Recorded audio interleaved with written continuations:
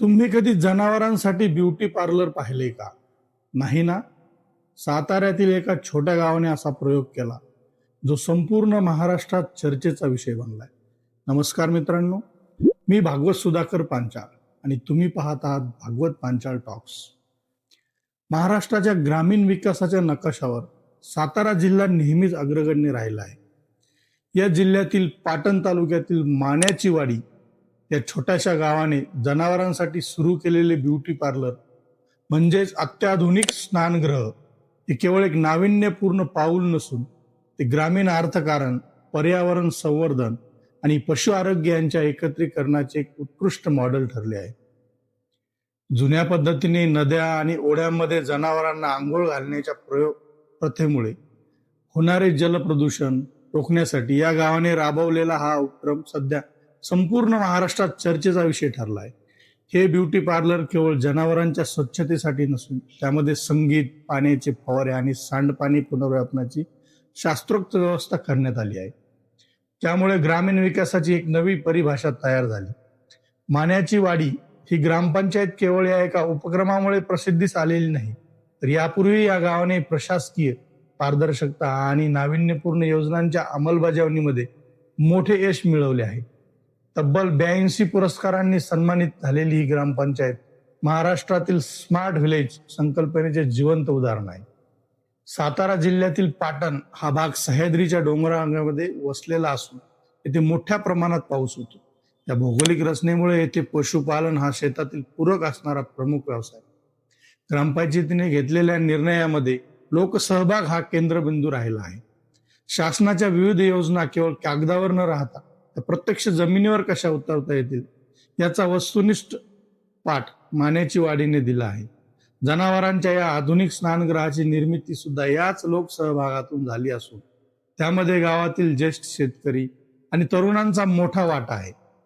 ग्रामीण भागामध्ये जनावरांना स्वच्छ ठेवणे हे त्यांच्या आरोग्यासाठी अत्यंत महत्वाचे असते.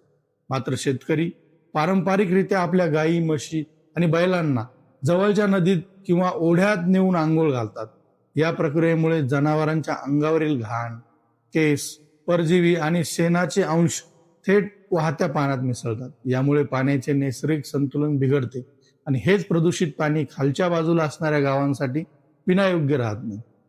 माण्याची वाडी ग्रामपंचायतीने हे ओळखले. घनकचरा आणि सांडपाण्यावर सरकारकडून मोठी यंत्रणा राबवली जाते, परंतु जनावरांच्या स्वच्छतेमुळे होणाऱ्या प्रदूषणाकडे दुर्लक्ष झाले आहे. या ग्रे एरियावर काम करण्यासाठी त्यांनी गावाच्या हद्दीतच जनावरांसाठी एक अत्याधुनिक स्नानगृह बांधण्याचा निर्णय घेतला. या उपक्रमामुळे नद्या आणि ओढ्यामधील प्रदूषण पूर्णपणे थांबण्यास मदत झाली, कारण आता जनावरे नदीपात्रात न उतरता या नियंत्रित स्वरूपाच्या ब्युटी पार्लरमध्ये स्वच्छ केली जातात. या स्नानगृहाला ब्युटी पार्लर असे नाव देण्यामागे केवळ आकर्षण नसून त्यातील सेवांचा दर्जा आहे. हे स्नानगृह सर्व सोयींनी युक्त असून त्यात आधुनिक तंत्रज्ञानाचा वापर करण्यात आला आहे. या पार्लरमध्ये जनावरांच्या आंघोळीसाठी विशेष सुजित शॉवर बसवण्यात आले आहेत. हे शॉवर अशा प्रकारे डिझाईन केले आहेत की पाण्याचा दाब जनावरांच्या जाड कातडीवरील घाण सहजपणे काढू शकेल. पारंपरिक पद्धतीने बादलीने पाणी ओतण्यापेक्षा शॉवरमुळे पाण्याची बचत होते आणि जनावरांच्या शरीराच्या प्रत्येक भागापर्यंत पाणी पोहोचते. या उपक्रमाचे सर्वात वैशिष्ट्यपूर्ण अंग म्हणजे स्नानगृहातील संगीत व्यवस्था. पशुवैद्यकीय शास्त्राप्रमाणे जनावरे जर तणावमुक्त असतील तर त्यांची दूध देण्याची क्षमता आणि शारीरिक आरोग्य सुधारते. आंघोळ करताना संतगती संगीत लावल्यामुळे जनावरांना शांत वाटते, ज्यामुळे ती आंघोळीच्या प्रक्रियेला अधिक चांगला प्रतिसाद देतात. हे मॉडेल युरोपातील प्रगत डेअरी फार्म्समध्ये वापरले जाते, जे आता महाराष्ट्रातील एका छोट्या गावात पाहायला मिळत आहे. स्नानगृहाच्या परिसरातच जनावरांना पिण्यासाठी स्वच्छ पाण्याची सोय करण्यात आली. तसेच जनावरांच्या अंगावरील केस काढणे किंवा खुरांची स्वच्छता करणे यासारख्या कामांसाठी स्वतंत्र जागा उपलब्ध करून देण्यात आली. माण्याची वाडीच्या या प्रयोगाची सर्वात मोठे यश म्हणजे ग्रामीण तरुणांचे शेती आणि पशुपालनाकडे बदललेले दृष्टिकोन. अनेकदा तरुण पिढी पशुपालनातील घाण आणि कष्टामुळे या व्यवसायापासून दूर जाते. मात्र जेव्हा पशुपालनाला ब्युटी पार्लर किंवा हायटेक बाथ यासारखे आधुनिक स्वरूप प्राप्त होते, तेव्हा त्याकडे पाहण्याचा सामाजिक दृष्टिकोन बदलतो. या उपक्रमाच्या शुभारंभवेळी सरपंच रवींद्र माने, ग्रामपंचायत सदस्य उत्तमराव माने, दिलीप गुंजाळकर आणि इतर मान्यवरांच्या उपस्थितीने हे स्पष्ट झाले.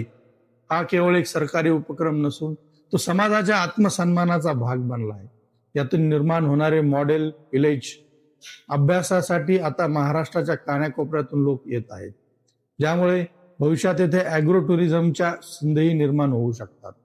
मान्याची वाडी ग्रामपंचायतीने पशुधनासाठी उभारलेले हे ब्युटी पार्लर ग्रामीण विकासाचा एक नवा मानदंड प्रस्थापित करत आहे. केवळ 82 पुरस्कार मिळून न थांबता प्रत्यक्ष जमिनीवर प्रदूषण विरुद्ध लढा देणे आणि पशुधनाचा दर्जा सुधारणे त्या गावाने करून दाखवलेले आहे. हा उपक्रम सिद्ध करतो की जर इच्छाशक्ती असेल, छोट्या गावामध्ये जागतिक दर्जाच्या सोयी सुविधा निर्माण होऊ शकतात. हा प्रयोग महाराष्ट्रातील इतर 20,000 पेक्षा जास्त ग्रामपंचायतीसाठी प्रेरणादायी आहे. नद्यांचे शुद्धीकरण करण्यासाठी केवळ मोठ्या प्रकल्पांची गरज नाही, तर अशा लहान स्थानिक आणि प्रभावी उपक्रमांची अधिक गरज आहे. मान्याची वाडीचे हे मॉडेल भविष्यात स्मार्ट व्हिलेजच्या आराखड्यात अनिवार्य भाग म्हणून समाविष्ट केले जाऊ शकते.